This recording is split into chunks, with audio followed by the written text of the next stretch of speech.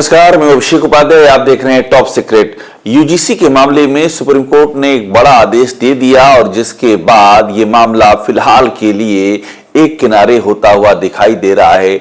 लेकिन इस मामले के पीछे और क्या चल रहा था, ऐसा क्या चल रहा था कि दिल्ली चौंक गई है। ये इसका मोदी बनाम योगी एंगल क्या था, ये कैसे हो रहा था कि एक खासतौर पर यूपी में, कहीं और नहीं, उत्तर प्रदेश में एक ट्रेंड चल रहा था कि योगी को जम करके उठाना है, योगी को हाईलाइट करना है, योगी की खूबियों को गिराना है और मोदी और शाह को गिराना है। और ये कंटिन्यूएशन में चल रहा था, ऐसा नहीं था कि आइसोलेटेड केस था। एक पूरा का पूरा ट्रेंड चलता रहा, ट्विटर पे ट्रेंड चलता रहा, पोस्टर बने, बैनर बने, रील्स बने, वीडियो बने, देख करके लग रहा था और सब में एक जैसा, एक जो उसका ओपनिंग है और उसकी जो एंडिंग है, आप ध्यान देंगे तो आपको लगेगा कि जैसे डायरेक्टर कोई एक ही है, ऐसा लग रहा था। और ये पूरा चलता गया है। सवाल ये उठ रहा है कि ये कोई नई बात तो नहीं है कि लखनऊ बनाम दिल्ली है या दिल्ली बनाम लखनऊ है। ये तो जब से 2022 खासतौर पर योगी आदित्यनाथ दूसरी बार यूपी के सीएम बने हैं, तब से ये एकदम ओपन विकेट पे खेल खेला जा रहा है। इसमें कुछ भी दबा छिपा नहीं रह गया है। इतना ज्यादा ऑब्वियस है कि ये दो इंजन आपस में टकरा रहे हैं। ये उत्तर प्रदेश में और उत्तर प्रदेश के बाहर भी ये विपक्ष के नेताओं के लिए एकदम आम मुहावरा सा हो गया है, जिसका वे अक्सर ही इस्तेमाल कर देते हैं। मगर इस बार क्या था, सबसे महत्वपूर्ण है ये टाइमिंग क्या थी, और उससे भी महत्वपूर्ण है योगी आदित्यनाथ की अभी सिचुएशन क्या है। मैं आपको इसका जो बैकग्राउंड है वो इसलिए बता रहा हूं, वो आप जब समझेंगे तो आप समझ जाएंगे कि ये ट्रेंड जो चल रहा था योगी बनाम मोदी शाह, इसके पीछे की कहानी क्या है। योगी आदित्यनाथ आज की तारीख में अपने सबसे कठिन समय से गुजर रहे हैं और ऐसे में बहुत जरूरी था कि कोई ऐसा मुद्दा उछल करके सामने आए, कोई भी मुद्दा हो, वो किसी भी तरह का मुद्दा हो, जिसमें कि उनको एक विंडो, उनके लिए एक विंडो नजर आए। ये सारी बातें मैं उनके समर्थकों के हिसाब से कह रहा हूं, उनके समर्थकों ने जो किया है उसको आधार बना के कह रहा हूं। और वो विंडो कहां है, उनके समर्थकों को दिखा कि ये विंडो तो यूजीसी में है। यूजीसी को जितना भी हम हाईलाइट करेंगे इस एंगल से कि मोदी और शाह एक तरफ, योगी एक तरफ, ये मोदी और शाह का किया हुआ है और योगी अगर आएंगे तो ये सब चीजें ठीक कर देंगे। ये जो नैरेटिव बनाया गया, इसके बैकग्राउंड में बनारस, काशी में मणिकर्णिका घाट से लेकर के और उसके बाद जो प्रयागराज में चीजें हुई, शंकराचार्य का अपमान, बटुक ब्राह्मणों की चोटी खींचना, ये सब चीजें एक के बाद एक मिलती जा रही थी, एक के बाद एक जुड़ती जा रही थी और इनको जुड़ करके योगी आदित्यनाथ बेहद परेशानी में थे। इसमें दो आज भी परेशानी में, ऐसा नहीं परेशानी टल गई है।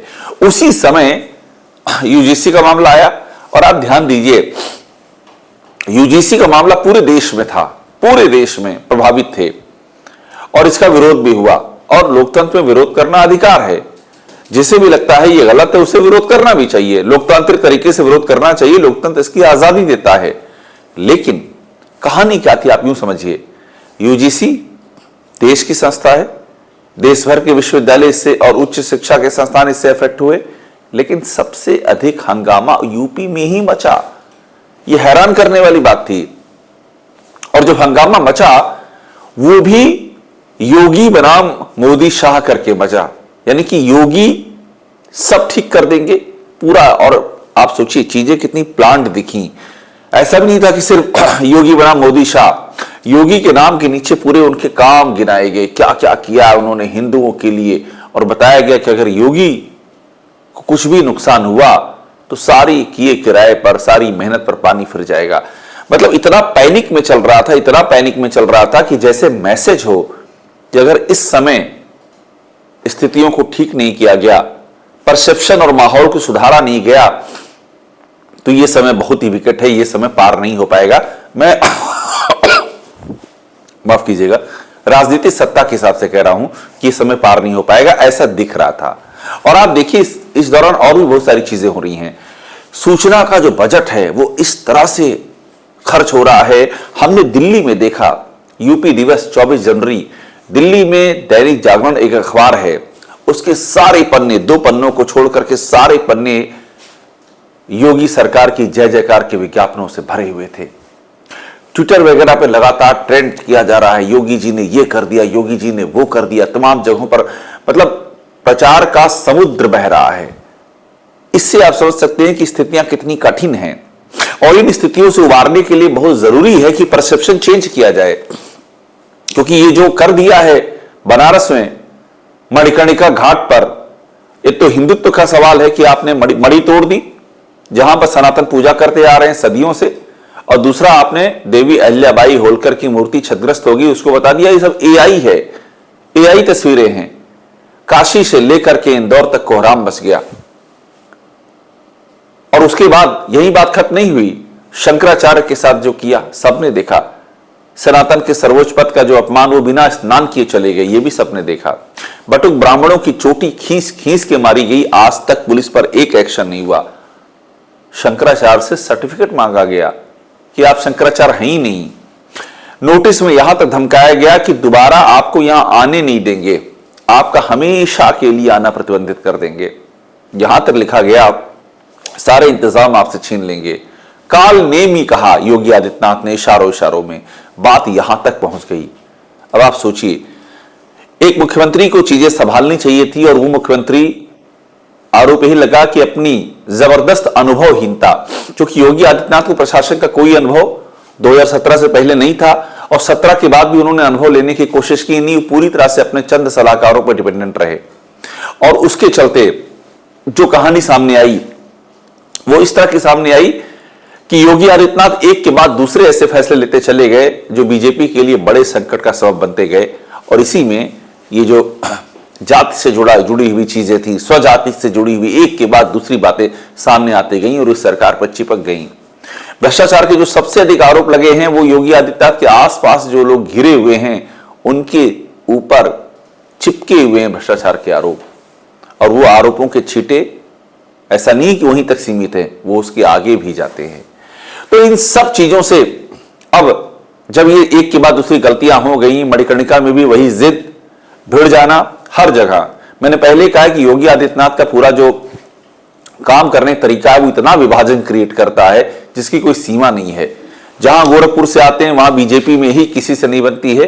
कितनी बार इस बात को हमने रखा, और पॉलिटिकली मैं बात कह रहा हूं, ये परसेप्शन है योगी आदित्यनाथ के बारे में, और इसकी आप गोरखपुर से तहकीकात कर सकते हैं। कोई भी आपको बता देगा कि गोरखपुर में रहते हुए ना फतेह बहादुर सिंह, ना शिव प्रताप शुक्ला, ना पंकज चौधरी, ना हरीश द्विवेदी, ना रमापत त्रिपाठी, ये लोग गोरखपुर और आसपास के नेता हैं। एक परसेप्शन है कि इनसे नहीं बनती है।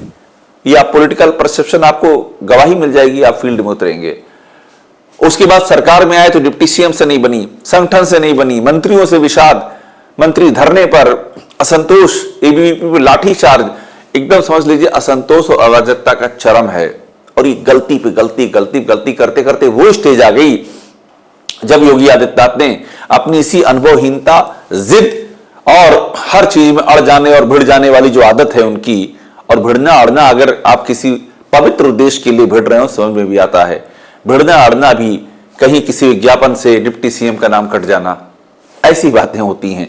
विज्ञापन से नाम कट गया, कहीं स्टेज पर किसी को बुलाया नहीं गया, कहीं किसी की फोटो नहीं लगाई गई, कहीं पर प्रदेश अध्यक्ष को जाना, कहीं था प्रदेश अध्यक्ष को कहीं भेज दिया गया।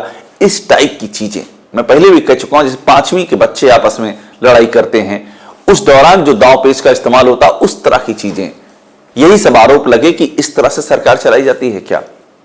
तो इस बार गलती ये हो गई कि ये हिंदुत्व के खांचे में जाकर के योगी आदित्यनाथ की यही आदत टकरा गई। अब चूंकि आदत है भिड़ जाने की, आदत है अपनी जिद पे अड़ जाने की, तो हिंदुत्व में भी वही हो पाया, वही हुआ। आप याद कीजिए, इसके पहले महाकुंभ की महाभगदड़ जब हुई, उस दौर में यह स्थिति हो गई कि योगी आदित्यनाथ की सरकार ये मानने को तैयार नहीं थी भगदड़ हुई है। कुछ नहीं हुआ, इस लेवल पर बात चली गई थी। भगदड़ को मैनेज करना, भगदड़ की संख्या को कम बताना, और 29 जनवरी याद रखिएगा, इस भगदड़ को 1 साल पूरे हुए हैं। आज भी योगी सरकार ने आज तक नहीं बताया। ये मैं आपको जो कह रहा हूं, जो जिद, अहंकार, हर चीज में भिड़ जाना, समझदारी का प्रयोग नहीं करना और सच्चाई पर पर्दा डालना, झूठ का पर्दा चढ़ाना। मणिकर्णिका में जो हुआ एआई बता देना, महाकुंभ में भगदड़ हुई उस पर पर्दा डाल देना, झूठ का पर्दा। आज तक जबकि साक्ष्य सामने आ गए, प्रयागराज में एक नहीं कई भगदड़ हुई, सरकार ने एक के अलावा बाकी किसी को माना ही नहीं। तस्वीरें आई, बयान आए, चीखे गूंजी, सब गूंजा, नहीं माना। 29 जनवरी 1 साल पूरे हो गए महाकुंभ की भगदड़ को। 37 संख्या है सरकार की ऑफिशियल, 37 के आगे बढ़ी ही नहीं, जबकि इतनी डेड बॉडी वहां पर गिरी। वो तस्वीर भी बीबीसी ने दिखाई कि 5-5 लाख रुपया नकद देकर के पुलिस ने डेड बॉडी को रवाना कर दिया ताकि वो भगदड़ की संख्या न बढ़ने पाए। इस लेवल का महापाप हुआ है, और ये सब योगी आदित्यनाथ की अगुवाई में चल रहा था। यहां तक कि जब बीबीसी ने स्टोरी की, 82 संख्या गिना दी उन्होंने देश भर में। 82 तो बीबीसी उनके घर गया, 82 के घर जाकर के गिनाया। उनके पास तस्वीरें थी कि 5-5 लाख रुपया देकर के पुलिस ने भेज दिया उनको, जाओ यहां से। इसके बाद भी सरकार आज तक उस स्टोरी का खंडन नहीं कर पाई, और आज तक माफी नहीं मांगी, आज तक सही संख्या नहीं बताई। जो लोग मर गए उनको मुआवजा नहीं मिला, चूंकि वो भगदड़ की लिस्ट में थे ही नहीं। कई सारी भगदड़ हुई, उनका सबूत नहीं माना। तो ये एक आदत है योगी आदित्यनाथ की। लेकिन उस समय जो है चीजें, चूंकि महाकुंभ का मामला था, पूरे देश की सबसे बड़ी आस्था का पर्व था, उसको चीजों को मैनेजमेंट किया गया इस तरह से कि ऐसा ना लगे कि योगी आदित्यनाथ के कंधे पर सब आ रहा है। मगर इस बार तो मणिकर्णिका से लेकर के और शंकराचार्य तक हर जगह योगी आदित्यनाथ इन्वॉल्व, और हर जगह कहीं एआई की तस्वीरें बताया जा रहा है, कहीं लाठीचार्ज हो रहा है। शंकराचार्य के लाठीचार्ज का मतलब बल प्रयोग से, एग्जैक्ट लाठीचार्ज वाली तस्वीरें मैं क्लियर कह रहा हूं कि एग्जैक्ट लाठीचार्ज वाली तस्वीरों से ज्यादा भयावह उस तरह की लाठीचार्ज तस्वीरें नहीं आई, लेकिन उससे भी ज्यादा भयावह यह हुआ कि चोटी खींच खींच करके मारा गया, और उसके बाद शंकराचार्य सर्टिफिकेट मांग लिया गया। तो योगी आदित्यनाथ जिस तरह से, अरे कहीं ना कहीं ये रियलाइज हो गया कि ये बहुत बड़ी चूक हो गई है। चूंकि आदत है, आप उससे बाज नहीं आ सकते हैं। उसके बाद ऐसा प्रतीत हुआ कि पर्दा डालने के लिए ये शुरू हो गया। आप देखिए, यहां पर मैं आपको दिखा रहा हूं, ये इतना तेज चला है कि बाकायदा छप गया है। देखिए, मैनपुरी का करहल, दैनिक भास्कर लिख रहा है, करहल में यूजीसी एक्ट के विरोध में प्रदर्शन हो रहा है। अब यहां हो क्या रहा है, ध्यान दीजिएगा। दैनिक भास्कर की रिपोर्ट आपको दिखा रहा हूं मैं, ये देखिए दैनिक भास्कर। यहां प्रदर्शनकारियों ने योगी तुझसे बैर नहीं, मोदी और अमित शाह की खैर नहीं, I love Yogi go back UGC से नारे लगाए। यही योगी तुझसे बैर नहीं, मोदी अमित शाह खैर नहीं, पूरे देश में यूजीसी, पूरे देश के लिए, लेकिन और कहीं ऐसा नहीं हुआ, सिर्फ यूपी में हो रहा है। और उसमें मोदी और शाह को निशाना करके योगी आदित्यनाथ। मैं ये स्टोरी यूजीसी में जो नियम है वो सही है गलत उस पर मैं कर ही नहीं कर रहा हूं, इसको एकदम यूजीसी से कनेक्ट मत कीजिए। ये एक पॉलिटिकल साइड है कि उसके बैकग्राउंड में पॉलिटिक्स में क्या चल रहा है, क्या लड़ाई चल रही है, और किस तरह से मोदी और शाह बनाम योगी करके ये जो हुआ है मणिकर्णिका से प्रयागराज तक, एक के बाद एक अक्षम्य अपराध, और योगी अपने राजनीतिक जीवन के सबसे कठिन दौर में हैं, उसको बौना करने के लिए ये उठाया जा रहा है। ये कहानी है। अब देखिए, ये देखिए, मैं ये छोटे छोटे हैं, हमने उनको निकाला है, बड़ा कर दिखा रहा हूं। अब देखिए, यहां पर लिखा हुआ है, ये इसको पढ़ते हैं। हाँ, योगी तुझसे बैर नहीं, चाय केतली तुम्हारी खैर नहीं। चाय केतली, चाय का सिंबल क्या है समझ लीजिए, प्रधानमंत्री चाय वाला, वहां से चीजों को उठाया गया है। अब देखिए, ये एक और आ गया यहां पर, योगी तुझसे बैर नहीं, मोदी तेरी खैर नहीं। ये भी यहां है, बीजेपी को वोट नहीं देंगे। फिर यहां भी यही चल रहा है, योगी आदित्यनाथ की फोटो लगी है, योगी तुमसे बैर नहीं, चाय केतली तुम्हारी खैर नहीं। वही चाय केतली यानी कि प्रधानमंत्री मोदी का इंडिकेशन और केतली साथ में, ये है। अब यहां भी आ रही है बाकायदा तस्वीरें। यह हापुड़ में करणी सेना का है, योगी तुझसे बैर नहीं, मोदी तेरी खैर नहीं। ये बाकायदा तस्वीरें भी यहां पर दिखाई गई हैं जो हापुड़ में हुआ है। मतलब मैं कंटिन्यूएशन में दिखा रहा हूं। ये देखिए, यहां भी यही, योगी तुझसे बैर नहीं, मोदी तेरी खैर नहीं।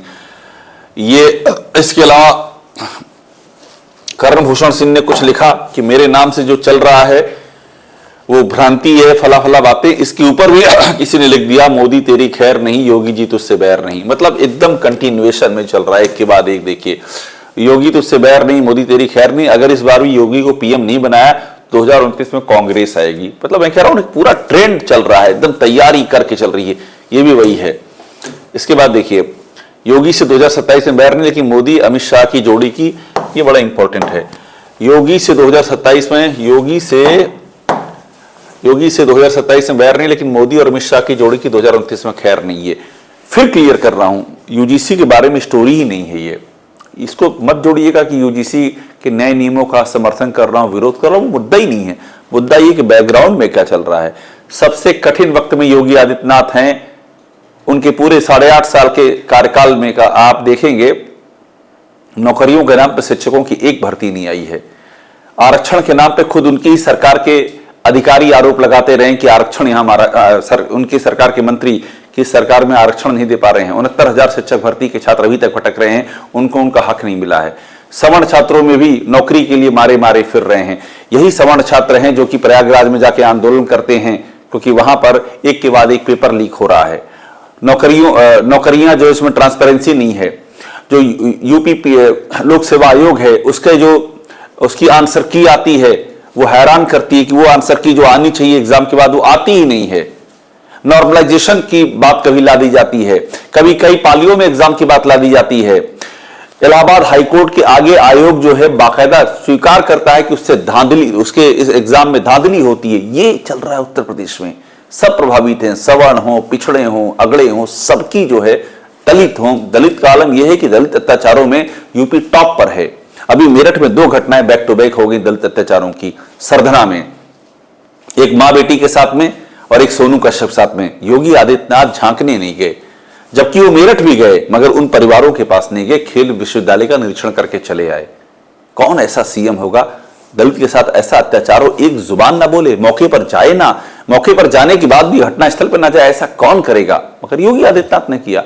उनकी काम करने की शैली ही यही है कि बहुत छोटा सा संकीर्ण सा घेरा है, उसी घेरे में परिक्रमा करते रहना, जो बातें और जो तथ्य सामने आते हैं। अब ये कंटिन्यूएशन में चल रहा है, ये भी वही है। अमित शाह की योगी आपसे बैर नहीं, मोदी शाह तेरी खैर नहीं। ये देखिए क्लियर, योगी आपसे बैर नहीं, मोदी शाह तेरी खैर नहीं। यहां भी चल रहा है, यही सेम ट्रेंड चल रहा है। तो यही असली कहानी जो बताती है कि अंदर खाने में एक पॉलिटिक्स चल रही है। अब यूजीसी पर चूंकि मामला थोड़ा सा ठंडा हुआ है, लेकिन मैं आपको बताऊं, इस मामले को अभी भी गरमाने की तैयारी की जा रही है। चूंकि यह मामला जितना भी गरमाया जाएगा, यही एंगल आएगा। और फिर कह रहा हूं, यूपी में ही आ रहा है और कहीं नहीं आ रहा है। ये सब यूपी में हो रहा है, जबकि यूजीसी का मामला पूरे देश में है। और आखिर में यह भी कह रहा हूं कि मैं ये स्टोरी यूजीसी पर नहीं कर रहा हूं, मैं बता रहा हूं कि बैकग्राउंड में खेल क्या चल रहा है। और योगी आदित्यनाथ का सूचना विभाग तो इन कामों के लिए बहुत ही प्रसिद्ध रहा है। किस तरह से दिल्ली को निशाने पर लेकर के बाकायदा इस तरह के तथ्य, इस तरह के फैक्ट, इस तरह के आरोप एक के बाद एक सामने आए हैं। अपने ही मंत्रियों का चरित्र हनन किया जाता है। आशीष पटेल ने खुल के कहा था कि सूचना विभाग ये मेरा चरित्र हनन करवाता है, टारगेट किलिंग कराता है। ये वो सूचना विभाग है जिसके लिए यूपी का मतलब सिर्फ और सिर्फ योगी आदित्यनाथ की जय जयकार। इस प्रदेश की जनता की गाढ़ी कमाई के हजारों करोड़ रुपए योगी आदित्यनाथ की जय जयकार और महिमा मंडन पे खर्च किए जा रहे हैं। पूरे देश में उनको बताया जाता है कि जहां योगी जाते हैं वहां बीजेपी जीत जाती है। जबकि आलम यह कि जब से योगी बने हैं सीएम, लगातार सीटें गिर रही हैं बीजेपी की उत्तर प्रदेश में। 14 से गिर गई, ज्यादा 14 से नीचे आई, 19 में 19 से और नीचे आ गई, 24 में तो एकदम नीचे आ गई, 33 पर आ गई, 17 से गिर के 2022 में बीजेपी आ गई। और इसके बाद भी कहीं भी रिजल्ट आता है, तुरंत टीवी चैनलों पर चलने लगता है कि योगी की लहर और बटोगे कटोगे की जीत। ये है काम करने का तरीका। इस सरकारी सूचना के ऑक्सीजन पे चल रही है और उसमें ये ट्रेंड का सामने आना बताता है कि मामला बहुत ही कठिन है। और इस कठिन वक्त में ये ब्रह्मास्त्र निकाला गया है। इसका असर क्या होगा और कहीं ये बैकफायर तो नहीं कर जाएगा, यही बात देखने वाली होगी। और मुझे लगता है बहुत ज्यादा इंतजार नहीं करना पड़ेगा इसका परिणाम देखने के लिए। टॉप सीक्रेट देखते रहिए, लाइक कीजिए, इसे सब्सक्राइब जरूर कीजिएगा।